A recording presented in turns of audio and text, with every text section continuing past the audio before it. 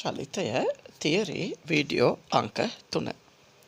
ලියාගන්න පුතේ ඊළඟ මාතෘකාව භ්‍රමණ චලිතයේ සමීකරණ.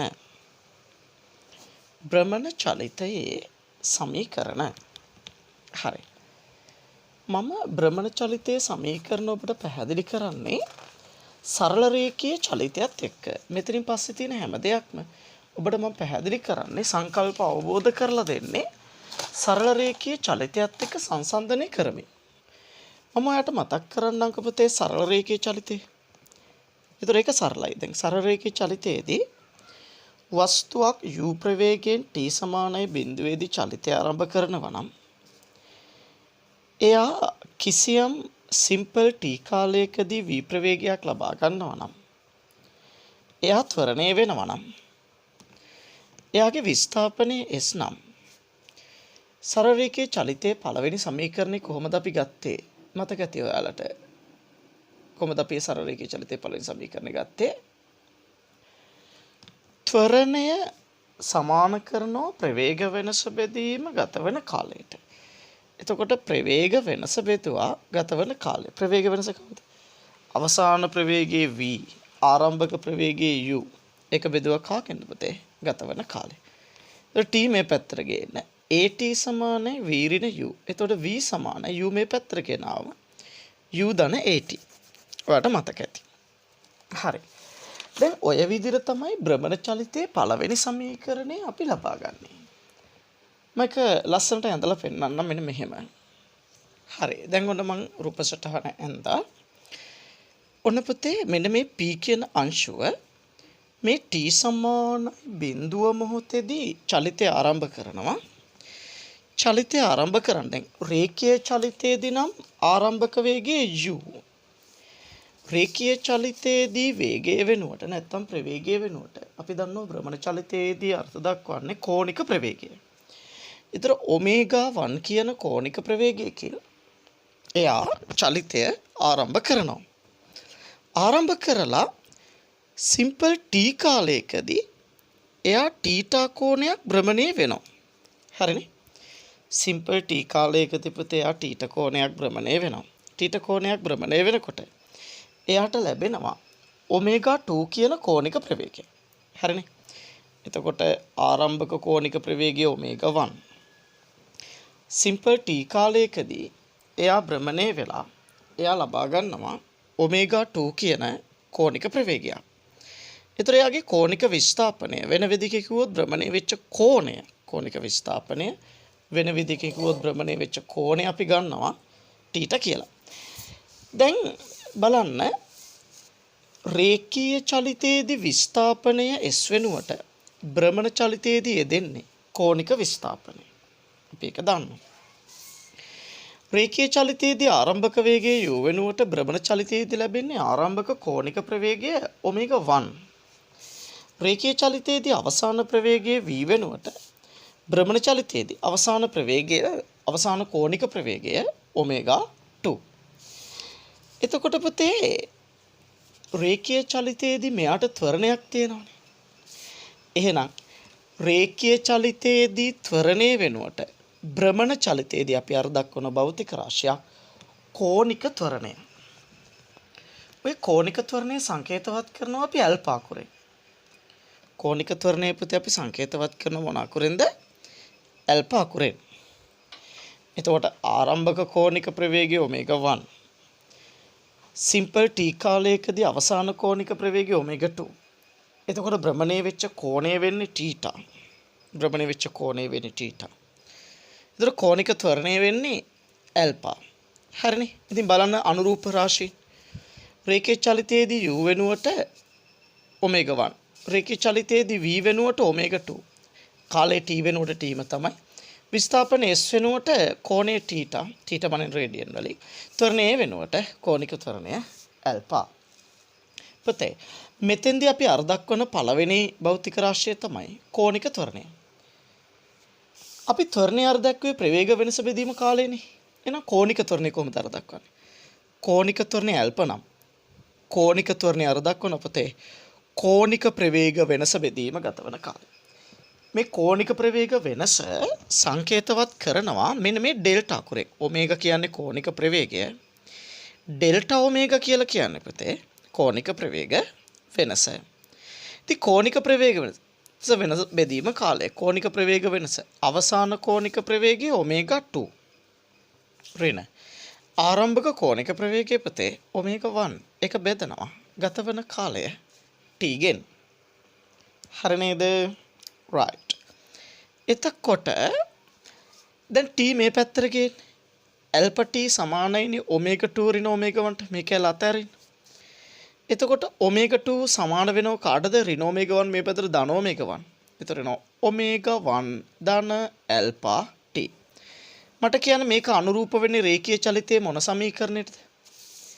v සමානයි u ධන at ටනේ. බලන්න v සමානයි u ධන at ට අනුරූප වෙනවා. එහෙනම් රේඛීය චලිතයේදී v සමානයි u ධන at වගේ භ්‍රමණ චලිතයේ දෙන සමීකරණය වෙන්නේ ඔමේගා 2 සමානයි ඔමේගා 1 ධන ඇල්ෆා t.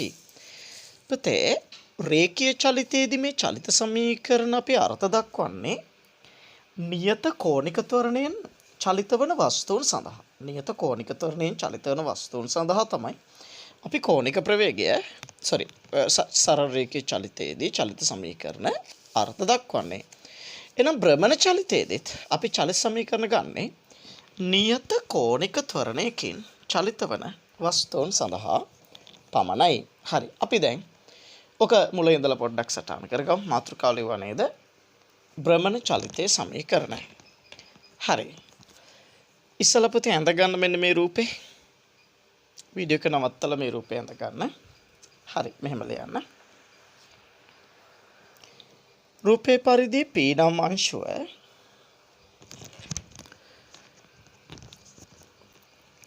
ඔමේගා මෙහෙම p නම් අංශුව t සමානයි බිඳුවේදී චලිතය ආරම්භ කර ඒකාකාර ශීඝ්‍රතාවයකින් කෝණික ප්‍රවේගය වැඩි කරන්නේ යයි සිතමු.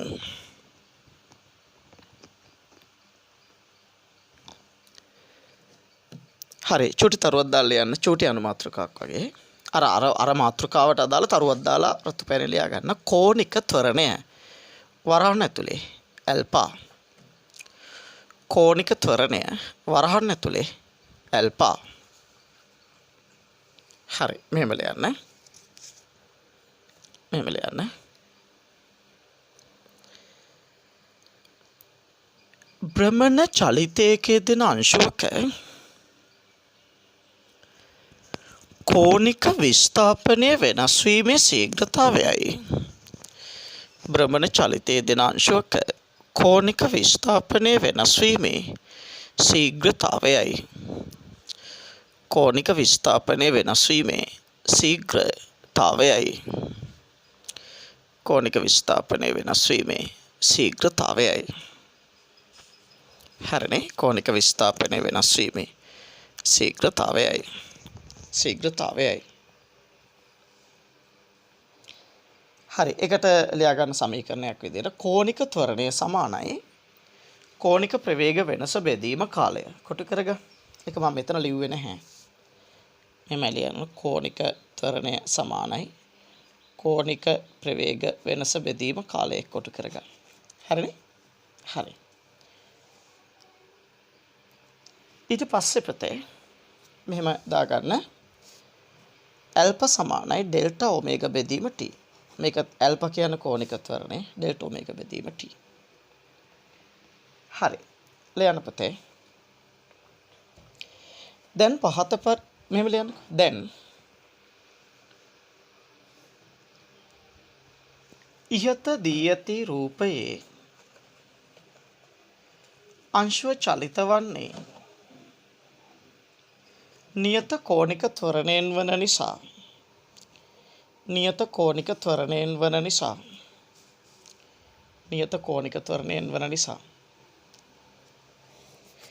පහත පරිදි භ්‍රමණ චලිතයේ සමීකරණ ලබාගත හැකිය. පහත පරිදි භ්‍රමණ චලිතයේ සමීකරණ ලබාගත හැකිය. හරි. පහත පරිදි භ්‍රමණ චලිතයේ සමීකරණ ලබාගත හැකියි. එහෙනම් මේක ඉස්සලා දාන ඇල්ෆා සමානයි ඩෙල්ටා ඔමේගා බෙදීම t. මේක අංක 1 කියලා දැම්මනම් හරිනේ. අංක 1 පළවෙනි සමීකරණය ගන්නෙ. ඇල්ෆා සමානයි ඩෙල්ටා ඔමේගා බෙදීම t. එතකොට කෝණික ප්‍රවේග වෙනස වෙන්නේ ඔමේගා 2 ඍණ ඔමේගා 1 බෙදීම කාලය. එතකොට t මේ පැත්තට ගේන්න. ඇල්ෆා t සමානයි ඔමේගා 2 ඍණ ඔමේගා 1. එතකොට ඔමේගා 2 සමානයි ඔමේගා 1 ධන ඇල්ෆා t. එයට අනුරූප සමීකරණය වෙන්නේ පුතේ v සමානයි u ධන at. අනුරූප සමීකරණය වෙන්නේ පුතේ v සමානයි u ධන at. හරි. අංක 2 සමීකරණය ගන්න මෙහෙමයි පුතේ. ඔක ලියා ගන්න වීඩියෝ එක නවත්තලා සටහන් කරගන්න. මොන හරි අඩුපාඩු තැන් පුතේ නොතේරෙන තැන් තියෙනවා නම් ඔයාලට කරන්න තියෙන්නේ. වීඩියෝ එකේ පිටිපස්සට ගියා ආයෙත් මුල ඉඳලා ආවා. ටියුෂන් ක්ලාස් එකේදී වගේ ගුරුවරයා 7-8 සැරයක් උගන්වන්න ඕනේ නැහැනේ ඔයාලට. මොකද එකම දේ කියලා තියෙනවා. ඒකම පිටිපස්සට ගිහිල්ලා ඔයාට මේක පුළුවන් කරගෙන එන්න හැකියාව අනිවාර්යයෙන්ම තියෙනවා. හරිනේ? හරි. දැන් අපි යනවා පුතේ ඊළඟ චලිත සමීකරණය ලබා ගන්න. බලමු කොහොමද ඊළඟ චලිත සමීකරණය ලබා ගන්නේ කියලා. භ්‍රමණ චලිත සමීකරණය. සරල රේඛීය චලිතයට පුතේ දෙවෙනි එක ලබා ගන්නේ සාමාන්‍ය ප්‍රවේගය.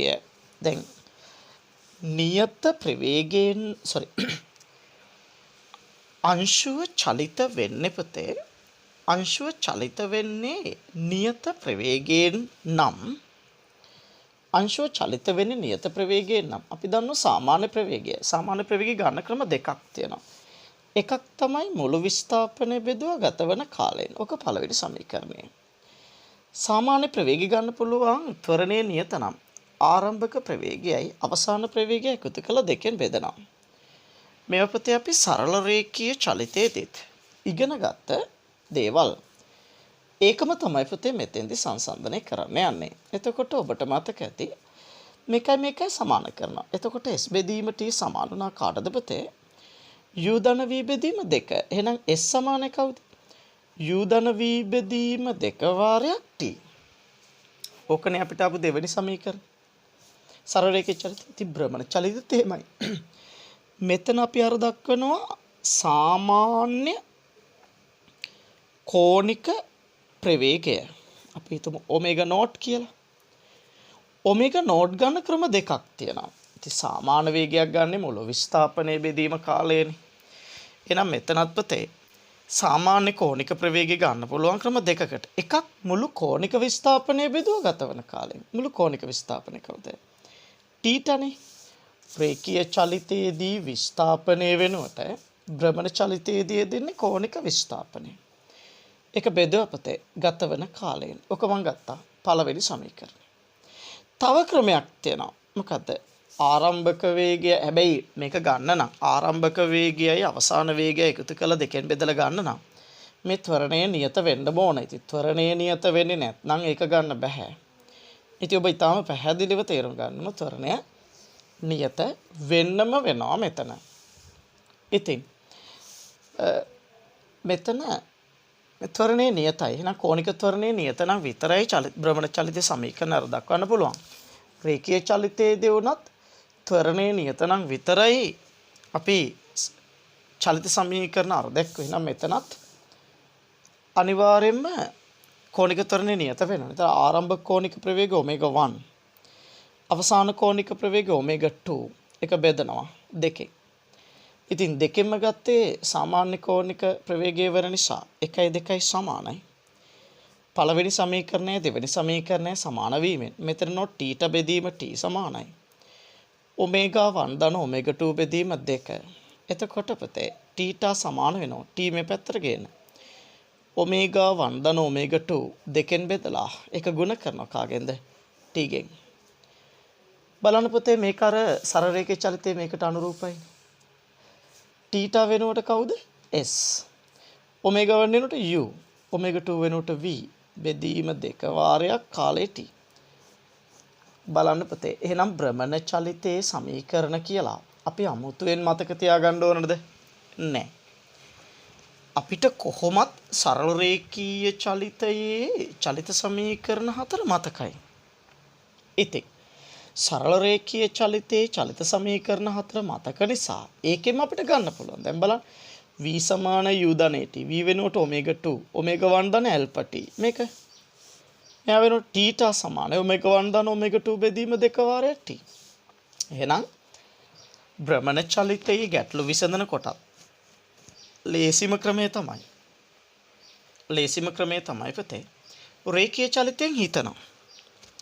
රේඛීය චලිතයෙන් හිතලා ඊට පස්සේ අපි භ්‍රමණ චලිතයෙන් සමීකරණ දාලා ගාන හදා ගන්න. ඇත්තටම ලොකු දෙයක් නෑ, හරිම සරලයි. අපි හිතුවට ඔයාලා හිතුවට මේක ලොකුයි කියලා සංකීර්ණයි කියලා. විහිළුවටවත් සංකීර්ණ නෑ, ඇත්තටම සරලයි.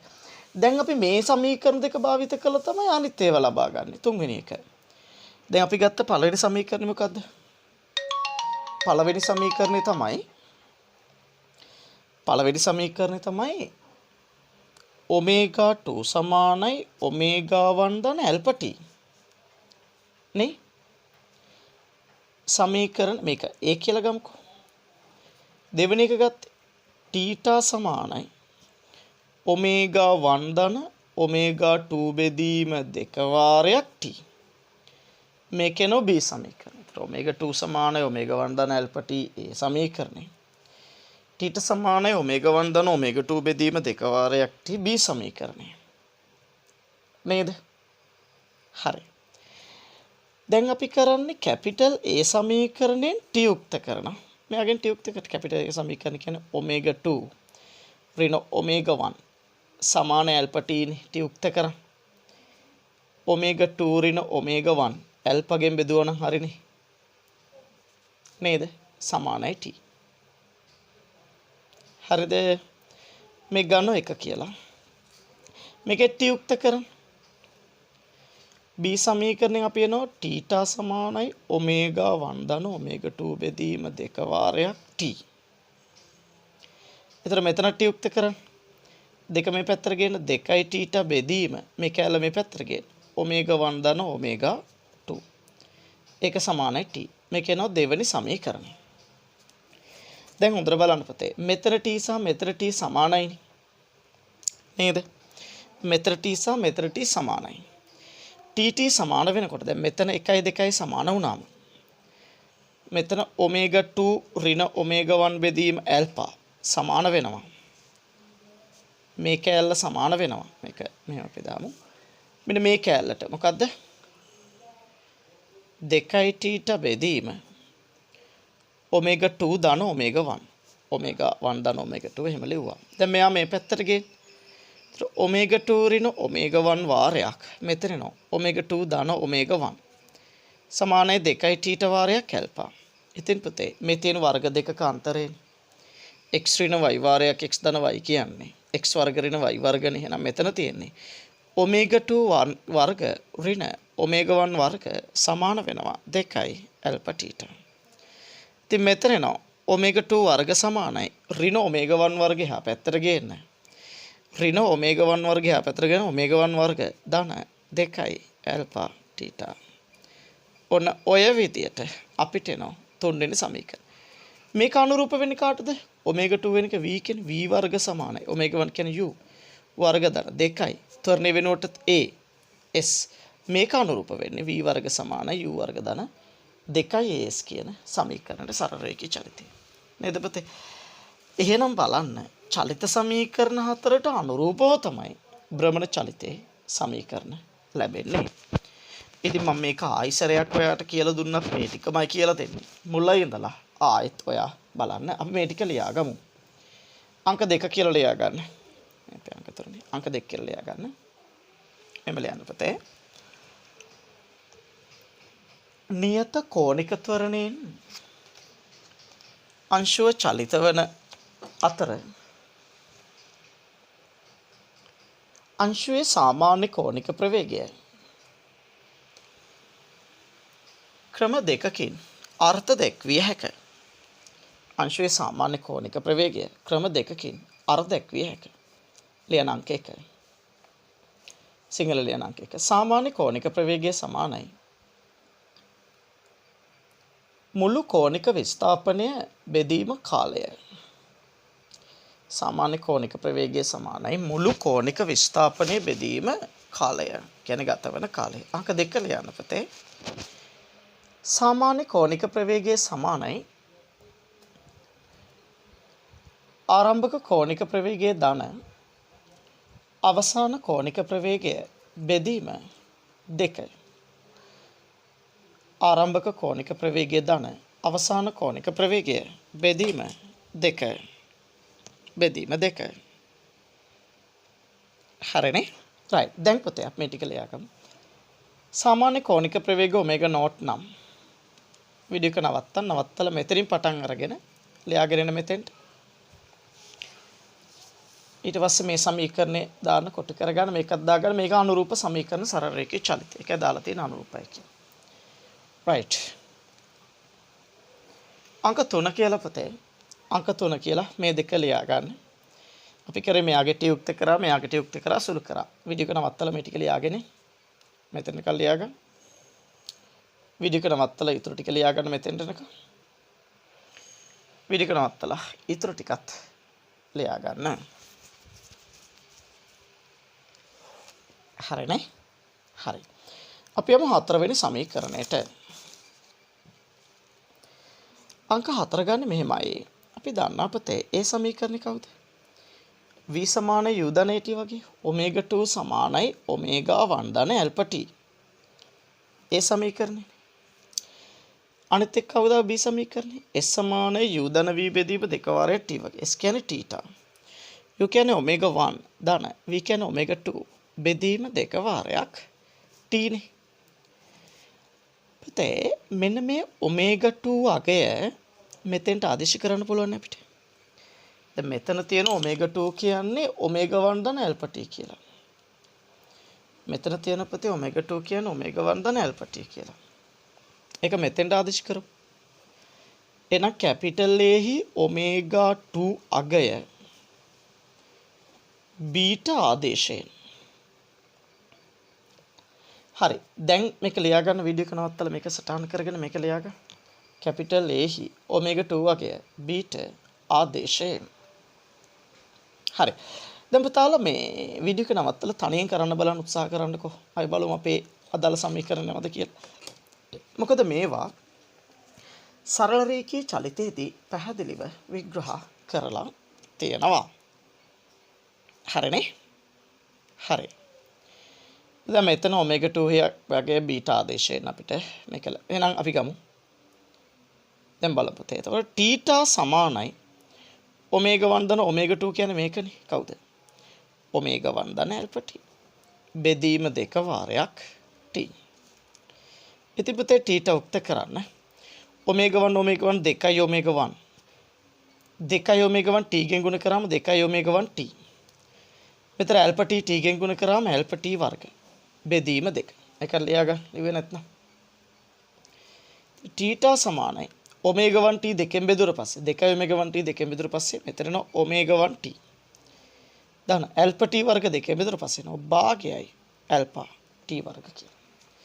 ඔන්න එහෙනම් පුතේ අපිට මේ කෝණය සඳහා වන ප්‍රකාශනය කෝණේ θ සමාන වෙන්නේ omega 1 t ධන භාගයයි alpha t වර්ග. ඔන්න පුතේ omega 1 t ධන භාගයයි alpha t වර්ග කියලා අපිට ලැබෙනවා ඔය සමීකරණය omega 1 t ධන භාගයයි alpha t වර්ග කියලා. ඕකට අනුරූප සමීකරණය මොකක්ද? θ කියන්නේ s නේ. මෙතන දාන්න s සමානයි omega 1 කියන්නේ ut ධන භාගයයි තොරණයට a t වර්ග. අර s සමානයි ut ධන භාගයයි t වර්ගයට අනුරූප වෙනවා. හරි. වීඩියෝ එක නවත්තලා ඔය ටික සටහන් කරගන්න. අංක 4 වීඩියෝ එක නවත්තලා සටහන් කරගන්න. සටහන් කරේ නැත්නම්. හරිනේ. එහෙනම් පුතේ මේක අපි සාරාංශගත කරගත්තොත් සරල රේඛීය චලිතය සහ භ්‍රමණ චලිතය v සමානයි u ධන t මතකයි. එහෙනම් omega 2 සමානයි omega 1 ධන alpha t. ඊට පස්සේ s සමානයි u ධන v බෙදීම 2 වාරයක් t මතකයි. එහෙනම් θ සමානයි omega 1 ධන ඔමේගා 2 බෙදීම දෙක වාරයක් t.